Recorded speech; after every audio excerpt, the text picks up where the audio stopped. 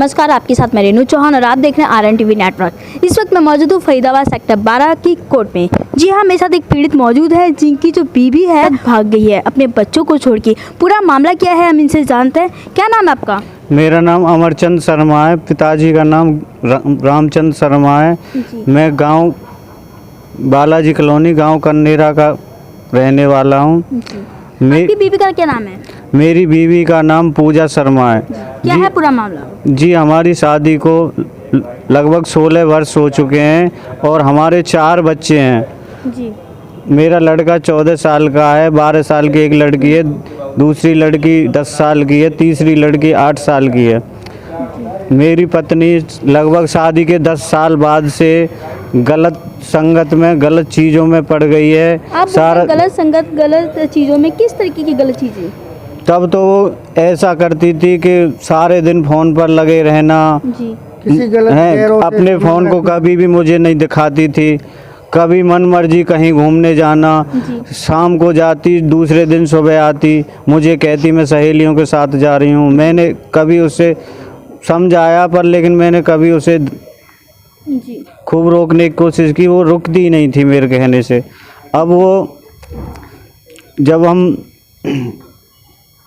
अब मेरी पत्नी लगभग 7 महीने से श्याम टैक्स कंपनी में पहली बार जॉब करने गई। वहाँ पर एक सुपरवाइज़र विनोद कुमार उर्फ देवेंद्र सिंह के साथ उसके रिलेशनशिप हो गया है और वो मेरी पत्नी उसे मेरे ही घर में रात को घर पे बुलाती आपको थी। कैसे पता चला कि आपकी जो पत्नी है उनके साथ विनोद, जिसका आप नाम ले रहे हैं, उसके साथ रिलेशन में है? मुझे पता चला कि मैं दिल्ली काम पर था और मेरी पत्नी रात में उसको घर पे बुलाती थी, सुबह 4-5 बजे निकाल देती थी। मुझे पड़ोसी ने फ़ोन करके बताया कि तेरे घर में कोई अनजान व्यक्ति आया हुआ है, घर अंदर से लॉक है। मैंने पत्नी के पास फ़ोन किया तो बच्चों ने फ़ोन उठाया। मैंने बच्चों से पूछा कि तेरी मम्मी कहाँ है? बच्चे बोले कि मम्मी अगले रूम में है, हम चारों बच्चे पिछले रूम में हैं, फ़ोन चला रहे हैं और पता नहीं कौन आया है घर पे, अगले रूम में है, मम्मी ने दरवाज़ा बंद कर रखा है। तो मैंने कहा दरवाज़ा खुलवाओ और अपनी मम्मी से मेरी बात करवाओ। बच्चों ने अपनी मम्मी को फ़ोन दिया। मैंने अपनी वाइफ पूजा से कहा कि कौन आया है, इस कुत्ते को अभी घर से निकाल। इस बात की मेरे पास कॉल रिकॉर्डिंग सबूत भी हैं, सारी घटना के सबूत। कितने दिन से आपके घर में आना जाना हो रहा था? लगभग 4 महीने से घर में आना जाना हो रहा है और मुझे 3 महीने बाद पहले पता चला, 1 महीने बाद। अब मैंने उसको, अपनी घरवाली को खूब समझाया, रोकने की कोशिश की, लेकिन वो नहीं रुक रही। उसने मेरे से कह दिया मैं विनोद को नहीं छोड़ सकती, तुझे छोड़ दूंगी। अच्छा, ऐसी कुछ सब जो आपसे कहा है, आपके पास कोई प्रूफ वगैरह है क्या? हाँ, मेरे पास कॉल रिकॉर्डिंग सबूत हैं। विनोद फोटो दिखाइए। विनोद का फोटो दिखा रहा हूँ मैं। ये श्याम टैक्स कंपनी, ये है विनोद कुमार। ये श्याम टैक्स कंपनी में सेक्टर 58 में काम करता है, जहाँ मेरी पत्नी भी 4 महीने नौकरी करके आई है। अब फ़िलहाल वो कहीं नौकरी नहीं कर रही है 2-3 महीने से। फिलहाल आपकी वाइफ है कहाँ? उसी के साथ रह रही है। उसी के साथ रह रही है, हमें पता घर में नहीं रह रही है, ये आपके घर में रह रही है, कहीं और रह रही है? रखा कहीं। 1 महीने तो मेरे घर में रही थी, मुझे निकाल दिया था उसने कि तू घर में नहीं रहेगा, तू रहेगा तो मैं नहीं रहूँगी। इसलिए उसने पुलिस में भी कंप्लेंट करी। पुलिस वालों ने कहा भैया तू इसको रहने दे, तू कहीं भी खा कमा कहीं भी रहे। तो मैं पहले तो 4 बच्चे मेरे पास रहे 1-1.5 महीने। अब 5-6 दिन पहले बस वो 3 लड़कियों को लेके आ गई है और घर का आधा सामान भर के कहीं अलग रह रही है, विनोद के अंडर में रह रही है। हमारे पास ना उसका फ़ोन नंबर है, नहीं आपकी अता पता बेटियां है। फिलहाल कहाँ रह रही हैं? अब फ़िलहाल तीनों बेटियां अपनी मम्मी के साथ में, मेरे साथ में मेरा बेटा है जो कि 2.5-3 महीने से मेरे साथ में ही रह रहा है। यानी कि ये कहा जा सकता है कि आपकी बेटी भी है, जो आपकी बीवी है, अपनी माँ को सपोर्ट कर रही है कि वो किस और के साथ में रहे? नहीं, ये मेरे को पता नहीं है। अब तो लड़कियों को उसने बहका दिया है। तब मेरे साथ में रहती थी, वो भी कहती थी मम्मी तुम बहुत गंदी हो, हम पापा के साथ रहेंगे, तुम्हारे साथ न रहूँगे। इस सारी घटना की मेरे पास कॉल रिकॉर्डिंग और सबूत हैं। आज आप कोर्ट आए हैं, किस मामले को लेके इस पूरा आपने मामला बताया ये कि ये ऐसे कोर्ट हुआ? आज मैं बहुत क्योंकि- परेशान होके आया हूँ। मैं काफ़ी दिन से प्रयास किया कि मेरी पत्नी सुधर जाए, मेरी गृहस्थी चल जाए, मेरे बच्चों का भविष्य खराब ना हो, लेकिन नौबत अब इतनी आ गई है कि मुझे पत्नी से अपनी जान का भी खतरा है। अब मैं उसके साथ बिल्कुल नहीं रह सकता, मुझे इंसाफ चाहिए, मुझे आपने तलाक बोला चाहिए। अभी कि आपकी को जो है अपनी पत्नी से जान से मारने का खतरा है, जान से का खतरा है।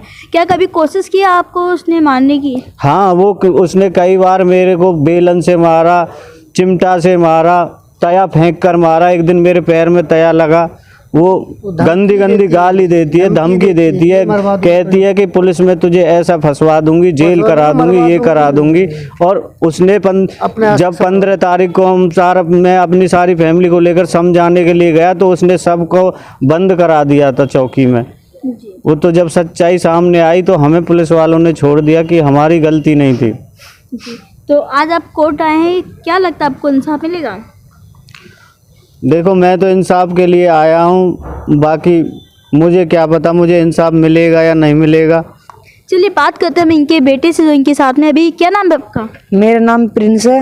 कितने साल के हो? मैं 14 साल का हूँ। और हमारे घर वाले मैं साहब मम्मी को इतने दिनों से समझा रहे हैं कि ऐसा कोई गलत काम मत करो, समाज में क्या होगा, पड़ोस में क्या होगा, इतनी बेइज्जती होगी। तो मम्मी ने माना नहीं, उनको चौकी में करवा दिया। और उसी वजह से मेरे को भी रात भर रहना पड़ा और सारे परेशान थे। मम्मी ने बोला कि इनको छोड़ो मत, अंदर रखो। और मैंने भी इतनी बार समझाया, मैं समझाता हूँ तो मम्मी मेरे खिलाफ बोलती हैं, सबके खिलाफ बोलती हैं। मेरे से कहती हैं कि तेरे अंदर इंसानियत नहीं है, तू मेरा बेटा नहीं है। अच्छा, आपकी बातचीत हुई है इस बीच में? हाँ, घर वालों की भी इस बीच में बातचीत हुई थी। तो उन्होंने पापा से कहा भी था रिकॉर्डिंग कि हाँ मैंने उनसे कोर्ट मैरिज करी है। और ऐसे पापा ने उनको इतनी बार समझाया, वो मान नहीं रही जब से। क्या नाम है आपका? मेरा नाम अजय शर्मा है। हाँ, क्या लगते हो आप पूजा के? मैं उनका भतीजा हूँ, वो मेरी बुआ है जी और अमरचंद मेरे फूफा है। जी। बात ऐसी है, मेरी बुआ गलत कर रही हैं, जो कर रही हैं उनको थोड़ी शर्म नहीं आ रही है। मैंने उनको समझाया तो उन्होंने मेरे से ये बोला कि विनोद मेरा घर वाला है, मैंने उससे कोर्ट मैरिज कर ली है, वो मेरा भगवान है। मैंने उनसे बोला कि मैं उसके हाथ पैर तोड़ दूंगा, मैं आ रहा हूँ। उन्होंने बोला तेरे को वो उंगलियों पे नचा देगा, वो बॉडी बिल्डर है। मैंने बोला अच्छा। अब मेरी सारी गलती मेरी बुआ की है, फूफा की कोई गलती नहीं। फूफा सीधे आदमी है, जैसे वो कहती हैं वैसे वो करते हैं। लेकिन अब बात ऐसी पहुंच चुकी है, वो मारने की धमकी देती हैं। और पुलिस वालों ने थाने में कंप्लेंट कर दी तो पुलिस वालों ने हमको बैठा के रखा। गलती सारी बुआ की थी तो पुलिस वालों ने हमको छोड़ दिया। जी। हाँ जी, मेरा नाम खेमचंद शर्मा है जी। ये अमरचंद शर्मा मेरा भाई है। जी। मैं दिल्ली रहता हूँ जी। मुझे तो ये फ़ोन पे बताता था मेरी घरवाली गलत चल रही है, किसी दूसरे आदमी से अफेयर है। विनोद नाम का आदमी है, श्याम टैक्स कंपनी में काम करता है। ये कह रहा था मैं अपना सुसाइड कर लूँगा। फिर मैंने इसको समझाया था, तू मत कर, मैं तो हूँ तेरे साथ, सुसाइड मत कर, अपने बच्चे पाल। एक लड़का तेरे साथ है। 3 लड़कियों को ये लेके चली गई, घर का सामान लेके भाग गई, कुछ जेवर था, पैसे थे, इसके सारा लेके भाग गई। हमने पीड़ित और उसके परिवार वालों से बात की, उनकी बीवी पूजा को लेकर। तो उनका यही कहना है कि जो पूजा है साथ में भाग गई है और इनको जान से मारने की धमकी देती है। कहती है कि जो मेरा प्रेमी है वो बॉडी बिल्डर है और मैं आपको जान से मरवा सकती हूँ और मैं उसी के साथ में रहना चाहती हूँ। साथ में इन्होंने ये भी बताया कि वो कहती हैं कि मैंने इससे शादी कर लिया है, लेकिन इस बात का कोई प्रूफ नहीं है अभी।